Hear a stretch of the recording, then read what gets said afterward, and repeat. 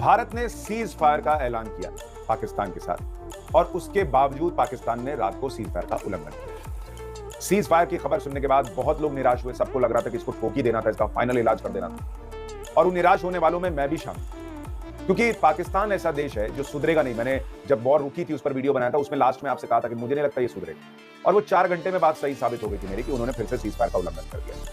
लेकिन देश निराश जरूर हुआ, इसलिए नहीं कि हम कोई हार गए, इसलिए क्योंकि हमें यह लगता है कि पाकिस्तान को जब इतना मार दिया था, इतना रगड़ दिया था, तो किस्सा खत्म ही कर दो। ये बड़ी अच्छी बात कही आप। लेकिन पाकिस्तान बड़ा माहौल बना रहा है कि पाकिस्तान जीत गया है, उसका पूरा इकोसिस्टम काम कर रहा है। इसके पीछे एक बड़ी कहानी है जो मैं आज इस वीडियो में आपको समझाना चाहता हूं, बताना चाहता हूं, जो देश के लिहाज से, हर नागरिक के लिहाज से बहुत इंपॉर्टेंट है, इसलिए से आखिर तक जरूर देखिएगा। लेकिन इससे पहले कि आगे बढ़ूं, क्या पिक्चर अभी बाकी है? यह सवाल इसलिए उठने लगा है क्योंकि एक बड़ी खबर आई है, और वो बड़ी खबर यह कह रही है कि ऑपरेशन सिंदूर को लेकर कि वो अभी भी जारी है, अटकलें लगने लगी हैं। भारतीय वायुसेना का एक बड़ा बयान आ गया है इस बीच। पहली बड़ी खबर यह है कि भारतीय वायुसेना ने एक ट्वीट किया 12:31 पर आज, और उसमें उन्होंने लिखा है कि the Indian air force has successfully executed its assigned task in operation Sindoor. यानी हमको जो काम मिला हमने बेहतरीन ढंग से किया, with precision and professionalism. Operations were conducted in a deliberate and discrete manner aligned with national objectives. यानी जो हमको राष्ट्रीय मुद्दों के हिसाब से करना था, जो हमारा ऑब्जेक्टिव तय था, उसके हिसाब से हमने किया। Since the operations are still ongoing, बहुत ध्यान से ये लाइन पढ़िए, इंडियन एयरफोर्स ट्वीट करके कह रही है कि since the operations are still ongoing, a detailed briefing will be conducted in due course. The Indian Air Force urges all to refrain from speculation and dissemination of unverified information. यानी भारतीय वायुसेना कह रही है कि अभी ऑपरेशन चल रहा है, इसलिए वो कुछ देर में आपको हमको देश को जानकारी देगी, तब तक मिस इंफॉर्मेशन से दूर रहेगी। तो इसलिए सवाल खड़ा हो रहा है कि क्या अभी सीज फायर लग गया है या ऑपरेशन सिंदूर खत्म हो गया है? ऐसा नहीं है, क्या वक्त बताएगा। दूसरी एक बड़ी तस्वीर यह भी आ रही है कि प्रधानमंत्री नरेंद्र मोदी ने फिर मीटिंग की है, एक बहुत महत्वपूर्ण मीटिंग, जिसमें रक्षा मंत्री राजनाथ सिंह, विदेश मंत्री एस जयशंकर और तीनों सेना प्रमुख अपने कॉम्बैट ड्रेस में नजर आ रहे हैं। अब मैंने आपको पहले शायद बताया नहीं बताया, लेकिन हर फ्राइडे को तीनों सेनाएं वो अपनी कॉम्बैट ड्रेस पहनती हैं, लेकिन आज तो कोई फ्राइडे है नहीं, और तीनों सेनाएं वो कॉम्बैट ड्रेस में प्रधानमंत्री नरेंद्र मोदी के साथ फिर से मीटिंग करती है। क्या ये कहानी अभी आगे जाएगी या सीज फायर हो गया है? आपकी राय क्या? आपको लगता है बात आगे जाएगी, नहीं जाएगी, क्या होना चाहिए, नहीं होना चाहिए, इस पर अपनी राय रखिए। अब आता हूं इस पर कि क्या अच्छा पाकिस्तान जीता या नहीं जीता, इसकी कहानी बड़ी इंटरेस्टिंग है। उससे पहले एक चीज आपको और दिखाता हूं। ये है रुद्रकरण प्रताप, इन्होंने भी ट्वीट किया कि दिस इज द काम बिफोर द स्टॉर्म। अब आप कहेंगे इनके ट्वीट करने से क्या होता है? ये भाई साहब वो व्यक्ति हैं जिन्होंने पिछले साल अप्रैल में ये ट्वीट करके प्रेडिक्शन किया था कि इंडिया वो अप्रैल 2025 से सितंबर 2025 के बीच पीओके का हिस्सा वो भारत में आ सकता है। और अप्रैल में ही आप देखिए कि पहलगाम की घटना होती है और मई में सारा घटनाक्रम हो रहा है। तो ये सोशल मीडिया पर बहुत वायरल है कि इनके प्रेडिक्शंस बहुत सही होते हैं। तो ये अभी कह रहे हैं कि ये तूफान के पहले की शांति। डोनाल्ड ट्रंप ने हालांकि थोड़ी देर पहले ट्वीट किया कि मैं बहुत खुश हूं कि भारत पाकिस्तान के बीच समझौता हो गया है, ये हो गया, वो हो गया, दोनों ने बहुत सद्बुद्धि दिखाई, और फिर ये हो गया कि भाई अब हम दोनों देशों के साथ अच्छी डील करेंगे, ये करेंगे, वो करेंगे। डोनाल्ड ट्रंप की हालत आज की डेट में यह है कि उसके मुंह पर एक तरीके से वो यूक्रेन का राष्ट्रपति वो मतलब छीछा लेदर करके चला। और अब पाकिस्तान ने कल सीज फायर का उल्लंघन करके इस आदमी की इतनी बेइज्जती कर दी, फिर भी बेशर्मों की तरह ये आदमी वो कह रहा है कि भाई मैं दोनों देशों के साथ खड़ा हूं और ये खड़ा होगा। क्या औकात रह गई तुम्हारी यार? चाइना ने पीछे से बैक किया और पाकिस्तान ने सीज फायर का उल्लंघन कर दिया। कम से कम भारत ने दोस्ती तो निभाई और अपने बात की वैल्यू रखी, जो हम हमेशा रखते हैं। खैर, अब आता हूं कि भाई पाकिस्तान जीत गया क्या? ये कहानी आपको समझनी चाहिए, क्योंकि युद्ध सिर्फ वहां जंग के मैदान में नहीं लड़े जाते, नैरेटिव की लड़ाई भी लड़ी जाती है। और इसलिए आपको देखना चाहिए कि पाकिस्तान क्या कर रहा है। पाकिस्तान के अखबारों में छप रहा है victorious in war, glorious in peace, यानी वहां ये घोषित कर दिया गया है कि वो लोग जीत गए। और असीम मुनीर की फोटो लगी हुई ऐसे करते हुए, प्रधानमंत्री की फोटो छोटी लगी। वहां के प्रधानमंत्री ने रात में एक राष्ट्र को संबोधन किया और उसमें अपनी फतह बता। जरा सुनिए एक बार, फिर आगे की बात बताता हूं। पाकिस्तान की कामयाबी के साथ साथ पूरी पाकिस्तानी कौम की फतह है। ये अजीम लम्हा शुक्र है जिसके लिए 24 करोड़ आवाम ने अपने शेरों और शाहीनों पर वालेहाना मोहब्बत के फूल बरसाए। तो ये आदमी कह रहा है, पाकिस्तान का प्रधानमंत्री, कि पाकिस्तान ने फतह हासिल कर ली। कौन सी फतह भाई? कौन सी चीज तुमने जीत ली है? और मैं अगर आपको दिखाना शुरू करूं इनकी जीत की तस्वीरें, पहली तस्वीर तो ये देखिए कि दुनिया जान रही है कि यही आदमी गिड़गिड़ाते हुए ट्रंप के पास गया था कि भाई इसको रुकवा दो। सारी दुनिया से कह रहा था कि भाई भारत रुक नहीं रहा। तो ये अगर जीत की निशानी है घुटनों में गिरना, तो ये पाकिस्तान की जीत आप मान सकते हैं। दूसरी बात, पाकिस्तानी सेना के गढ़ में रावलपिंडी में जाकर, गुजरावाला कैंट में, कराची में भारत ने 25 ड्रोन हमले दिन में किए थे। दिन में तुम्हारे घर में घुस के तुम्हारा पूरा एयर डिफेंस सिस्टम ध्वस्त हो गया, हमें रोक नहीं पाया। तुम्हारा रावलपिंडी में यही असीम मुनीर के घर के पास जाकर, उनकी सेना मुख्यालय के पास जाकर हमने ड्रोन गिरा दिया, और तुम कह रहे हो तुम जीत गए हो। ये जीत है। ऐसा दो कौड़ी का देश है भाई। सीज फायर हुआ तो भारतीय इसलिए दुखी है कि हमको लगता है तुमको और मारना चाहिए, इसलिए नहीं कि हमको हार गए। हमारी सेना ने शानदार काम किया है। तुम्हारा ड्रोन एक गिरने नहीं दिया, तुम्हारे यहां पर जो है मिसाइल गिरने नहीं दिया, और वहां जा जाके घुस घुस के दिन दाड़े ठोक दिया। हमें अपनी सेना पे गर्व है। जीत इसको कहते हैं बॉस। और तुम जो है वहां पर तमाशा कर रहे हो क्योंकि तुमको लग रहा है कि अपनी कुर्सी बचानी है, मुनीर को सेना प्रमुख बने रहना है, तो लोगों के सामने चार के 100 लपड़ खाने के बाद दिखा रहे हैं कि हम जीत रहे हैं। गजब बेइज्जती है। और मैं आपको एक चीज और बताऊं, बड़ी जिम्मेदारी के साथ बता रहा हूं, जिसकी वजह से मीडिया पर भी सवाल खड़े हुए कि मीडिया ने ये गलत बताया, वो सही बताया। भारत ने पाकिस्तान को अगर 10 मुक्के मारे तो 2 थप्पड़ बताया बॉस, ताकि पाकिस्तान दुनिया के पास रोता हुआ जाए तो उसके आंसुओं की वैल्यू कम हो।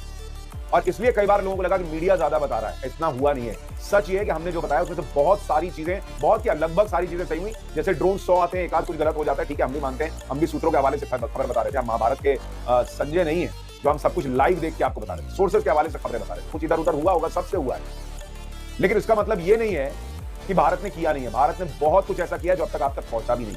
मैं आपको बस इतना बता सकता हूं, राष्ट्र हित में अब इससे ज्यादा नहीं बोलूंगा, आप समझदार हैं। लेकिन पाकिस्तान की जीत का एक और सबूत दिखाता हूं।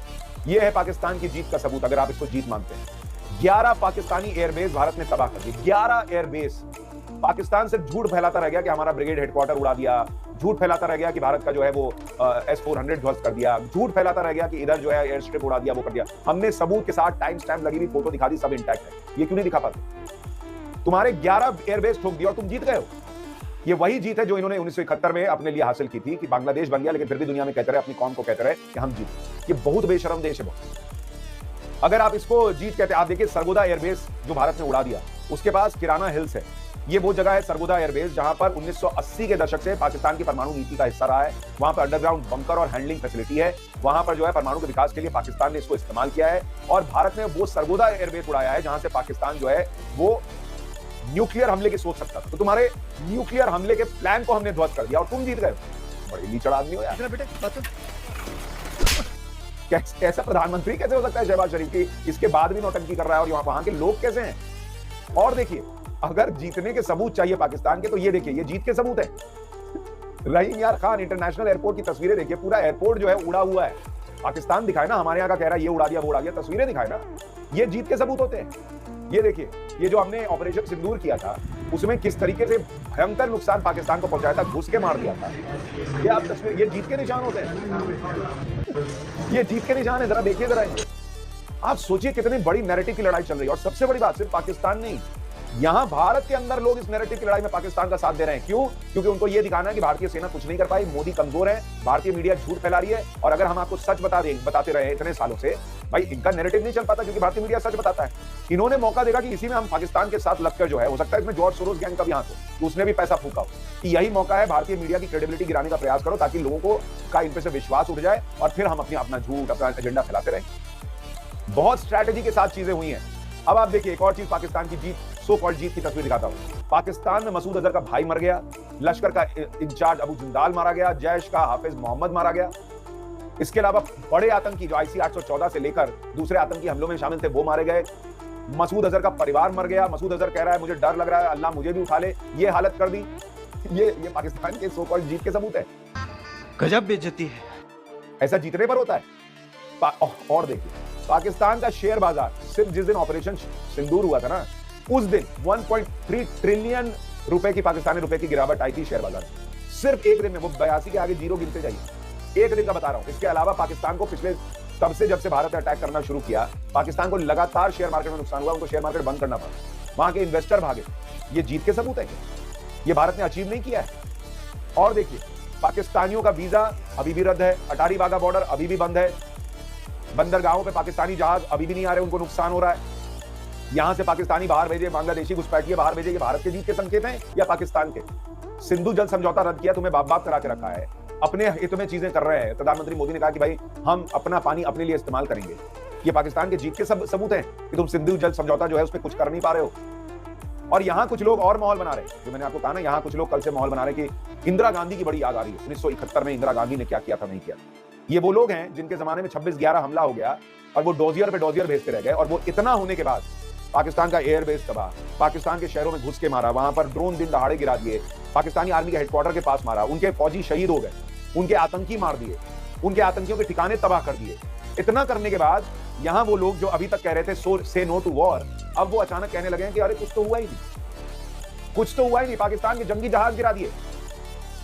जो भारत कई चीजों को अभी बता नहीं रहा, मैं आपको कह रहा हूं ना कि अपनी अपनी वजह है, लेकिन भारत ने जो किया है ना, आपको बता रहा हूं, 10 मारा है 2 बताया है, ये भारत ने किया है। एलओसी पे आपका कोई सेना में अगर दोस्त यार होगा ना, उससे आप पूछना कि एलओसी पे भारत ने क्या किया, भारत ने और क्या क्या किया, आपको पता चलेगा। और इसलिए मैं आपसे कह रहा हूं कि कुछ लोग यहां फैला रहे हैं कि 1971 की इंदिरा गांधी की याद आ रही है। मैं कहता हूं भाई, मैं तो बड़ी निंदा करता हूं इंडिया टुडे की या दूसरे किसी जिन लोगों ने ये छापा था कि जब 26/11 का हमला हुआ, राहुल गांधी रात में पार्टी कर रहे थे मुंबई हमले के बाद। Rahul in party move soon after Mumbai crisis. ये लोग क्यों नहीं ये पोस्ट हटाते? इनको नहीं पता कि राहुल गांधी उस वक्त इंदिरा गांधी को याद कर रहे थे अकेले कमरे में बैठ। पूरी कांग्रेस पार्टी इंदिरा गांधी को याद कर रही थी और उन्होंने पाकिस्तान के 48 टुकड़े कर दिए थे। ये मीडिया आउटलेट्स को नहीं पता है क्या? ये छाप रहे राहुल गांधी पार्टी कर रहे थे। राहुल गांधी पार्टी कर सकते हैं, ऐसा हो सकता है? ये इस देश में चल रहा है बॉस। आपदा में अफसर जिसको कहते हैं ना, कुछ लोगों ने इसे आपदा में अफसर बनाया हुआ है।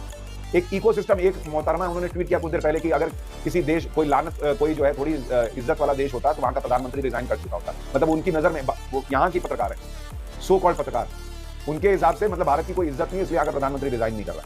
4 बार बोल रहे हैं पढ़ने निकले वाले छात्रों को राजनीति से दूर रहना चाहिए, इसलिए रिजाइन कर दे कि सीज फायर हुआ, या इसलिए रिजाइन कर दे कि उनके एयरबेस गिरा दिए, या उनके आतंकी मार दिए, या ऑपरेशन सिंदूर की तस्वीरें दुनिया ने देखी है, या हमारी सेना का शौर्य दुनिया मान रही है। एक ड्रोन गिरने नहीं दिया हमारी सेना ने, उनके विमान गिरा दिए, उनकी मिसाइलें फूंक डाली, उनको घुस के मारा, उनको घुसने नहीं दिया, हमारे नागरिकों की रक्षा की। उन्होंने शाहीन मारी थी बॉस, बड़ी मिसाइल दागी थी, उसको दिल्ली तक पहुंचने नहीं दिया। अपनी सेना का शौर्य भूल जाएं सिर्फ इसलिए क्योंकि तुमको किसी की कुर्सी चाहिए? कैसे, मतलब ऐसे गद्दार लोग कैसे हो सकते हैं इस देश में बॉस, कि ऐसे वक्त में सिर्फ सीज फायर हो गया इसलिए पिछला सब भूल जाओ, सब खत्म कर दो। भारत ने कुछ किया नहीं, हमारी सेना ने कुछ नहीं किया, क्योंकि इनके नैरेटिव को ये सूट करता है और ये पाकिस्तान को सपोर्ट कर रहे हैं। ये वो लोग 1971 याद कर रहे हैं जिनके नेताओं के वीडियो पाकिस्तान की सेना जो है वो प्रेस कॉन्फ्रेंस में चला के दिखा रही है कि देखिए सत्यपाल मलिक के साथ कौन बैठा हुआ और सत्यपाल मलिक क्या बता रहा है पुलवामा के बारे में। वो लोग 1971 याद दिला रहे हैं, उनको कुर्सी चाहिए। अरे गिद्ध भी ऐसे नहीं होते होंगे जैसे यहाँ के कुछ पत्रकार और एक इकोसिस्टम है। थोड़ा तो रुक जाओ भाई, से नो टू वॉर, अरे अब वॉर रोक क्यों दी?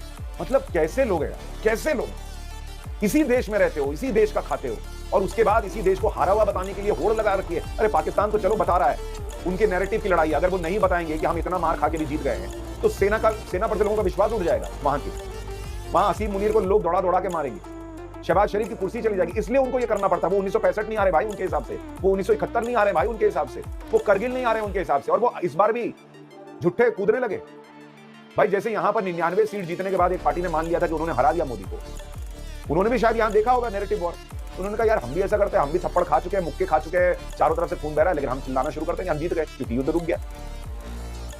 अगर हम करें तो करें क्या भाई? नैरेटिव की लड़ाई चल रही है, और मैं आपसे कहता हूं कि एक बार देखिए अपने आसपास कौन क्या कर रहा है, कौन पाकिस्तान का नैरेटिव चला रहा है, कौन हमारी सेना का शौर्य कम करने का प्रयास कर रहा है, कौन हमारी सेना ने जो गौरवशाली एक्शन किया है दुनिया देख रही है, उसकी तारीफ करने के बजाय भारत को हारा हुआ बताने का प्रयास कर रहा है। अपना सीना गर्व से चौड़ा रखिए, ये निराश होने का वक्त नहीं है, ये गर्व से भरने का वक्त है कि हमने घुस के ठोका है। हाँ ठीक है, हमको निराशा सिर्फ इस बात की है कि पूरा ठोक देना था, खत्म कर देना था, लेकिन इसका मतलब ये नहीं है कि हम कहीं से कमजोर हैं, हमारी सेना कमजोर है, भारत कमजोर है। No boss, not at all. Bharat ने शानदार तरीके से ये लड़ाई लड़ी है।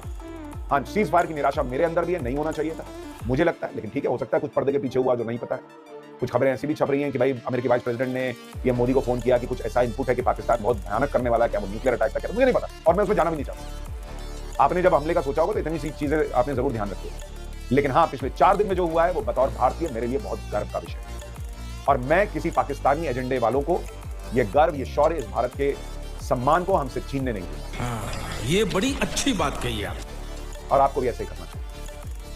कमेंट में अपनी राय जरूर दें। दोस्तों नमस्कार, वीडियो पसंद आया हो तो लाइक और शेयर करें। ऐसी न्यूज़ देखने के लिए हमारे YouTube चैनल को सब्सक्राइब जरूर करें। धन्यवाद। जय श्री राम।